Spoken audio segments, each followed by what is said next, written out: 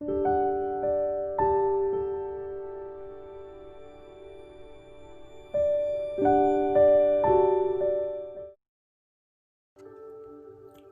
Unaware, submitted by Mark DeCracker, Lyons First Presbyterian Church. These are the final thoughts of Reverend Andrew McTaggart, dated December 25th, 1994. It is always interesting to see what becomes new and renewed during Christmas season. Seems almost every year there's a little different variation on the traditional Christmas stories. We emphasize something a little bit different, either the star, the shepherds, the wise men. This year the emphasis is going to be on angels. Even the Finger Lakes Times had an article in the Sunday paper on people in the Finger Lakes area who had encounters with angels. Some of them are quite emotional and inspirational, and others were kind of almost flying saucer type stories. But they spoke about angels, and within the church, we have been rediscovering angels. Angels appeared to the shepherds and gave them the message they took to Bethlehem when they went to look for Jesus. An angel told them what to look for. He told them where to go. It was an angel who told them the good news that gets passed on to us through Mary. We'll never know whether those shepherds told how they had come to be in a stable, how they found Mary and Joseph and the baby Jesus. Mary remembered it all, and eventually she told Luke. Luke wrote it down, and we read that today. Angels started the process off. Angels, a very important part of Christmas. When I was a youngster, angels were a weird mystery. Nobody really talked about angels. Angels were usually considered to be something like the spirits of dead children, or cupids, as most of you know. But today we have a different understanding of who angels are because we can learn from the scriptures. Angels are God's messengers who bring good news. Angels show us what we're to do. So today's story is about an angel. It's the story of an angel who didn't even know she was an angel. A real-life angel, not with wings or a halo, not even with a message to be spoken. She was an angel nevertheless, an angel unaware, a real-life angel. On the third day of Christmas many years ago, not so many years ago that it's not in my lifetime, a little girl named Kathy was born. Delivery was not easy. In fact, it was horrendous. Yet, when Kathy was born, it was a great, great day. The doctor said she would not survive another 2 or 3 days at most. They were unable to determine how severe her brain damage was. They expected that within the course of time it wouldn't make any difference because she was going to die. So we prepared everyone who knew about Kathy to expect the worst, but we prayed for the best.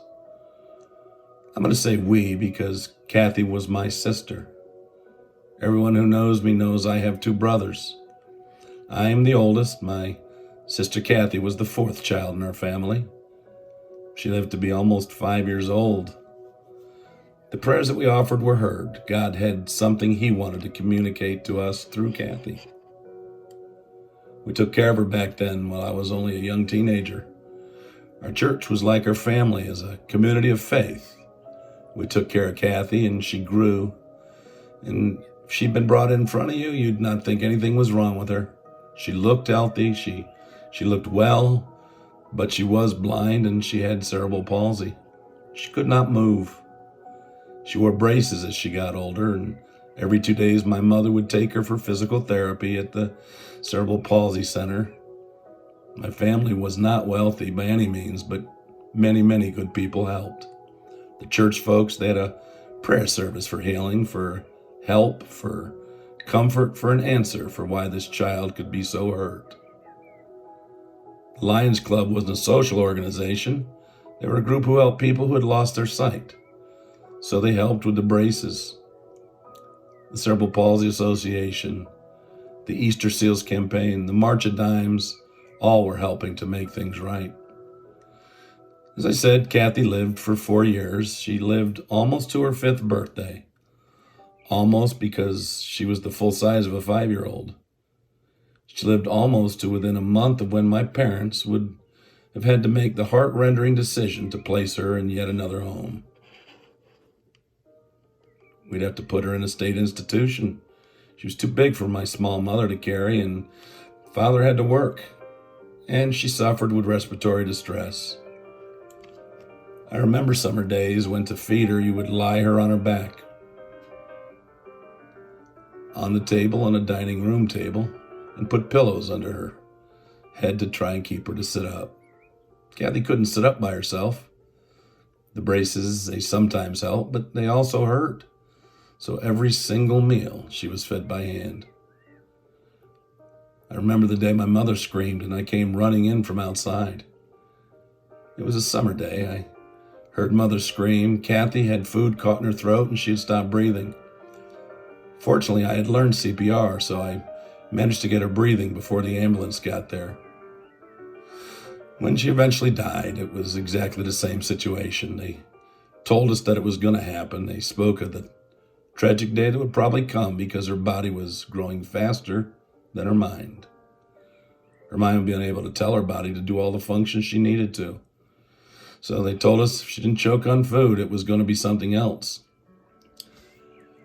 During the years when she was 1, 2, and 3, she acted more like a little normal girl. She would respond, she would hold your hand, and I would sit literally for hours with her cradled in my arms.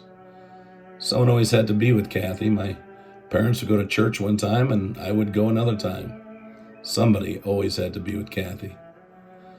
There was not much time for social life as a young teenager. These sacrifices, however, were called for. Kathy would twits. We call it twits, but others call it a convulsion. I thought convulsion was too awful a term. Doctors explained that twits is when her whole body would go into pain all at once. Often this would happen as many as 2 or 3 times in a 5-minute period. Pain would cover every muscle, and the only thing we could do for her was to hold her until it passed. When she died, the doctors said she had 3 times the amount of narcotics working, like a medicine to keep the pain under control. That dosage would addict an adult. Kathy never saw pain as far as we know. She just lived in her world by the touch of her hands. As I said, she died just at Thanksgiving. I was a teenager still in high school. I remember the day, walking home from school and seeing the ambulance out in front of my house. I knew exactly what had happened even before I got there. I think of Kathy at Christmas time because it was close to her birthday. She was born on the 27th. All the joys and festivities of Christmas were hopefully part of her vital birth for a few years. When I think of angels and my encounters with this angel unaware, I think of a book entitled Angel Unaware. The older folks in the congregation and perhaps some of the older youth will remember Roy Rogers and Dale Evans. They were high-profile Hollywood personalities in a golden era of movies and TV. They'll always be known for the difference they made as they lived.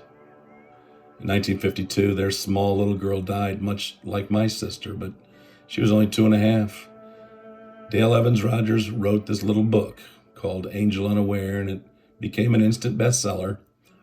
It describes the report of the angel unaware as she goes to heaven.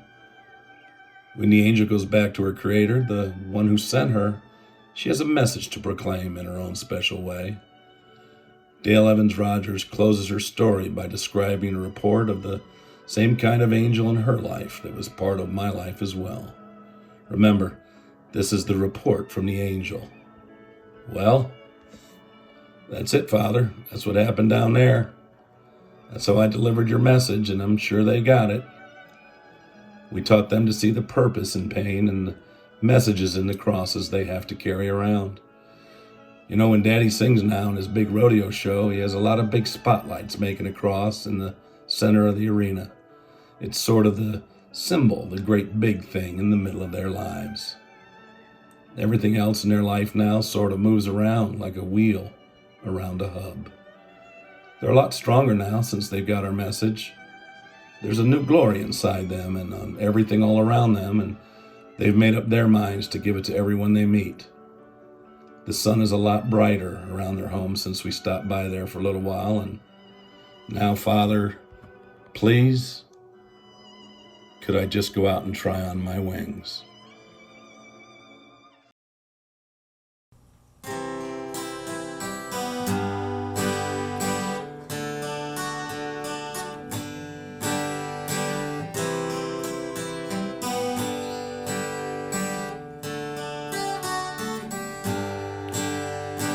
Father, oh Father, show me the way. My heart's getting weak now, but I'm willing to pray. Show me the place where you want me today. Give me an angel to light my way. Wrap me in light to light the day. Life's been good to me, here I will stay. Open the window and let in the light. Embrace me with your love and hold me tight. Walk with me now in God's place, hand in hand, face to face. Sun shining brighter now that you're here. With my faith in you, I have no fears. Father, oh Father, King of kings, could I just go out and try on my wings? Father, oh Father, King of kings, could I just go out and try on my wings? Father, oh Father, show me the way. My heart's getting weak now, but I'm willing to pray. Show me the place where you want me today. Give me an angel to light my way. Father, oh Father, King of kings, could I just go out and try on my wings? Father, oh Father, King of kings, could I just go out and try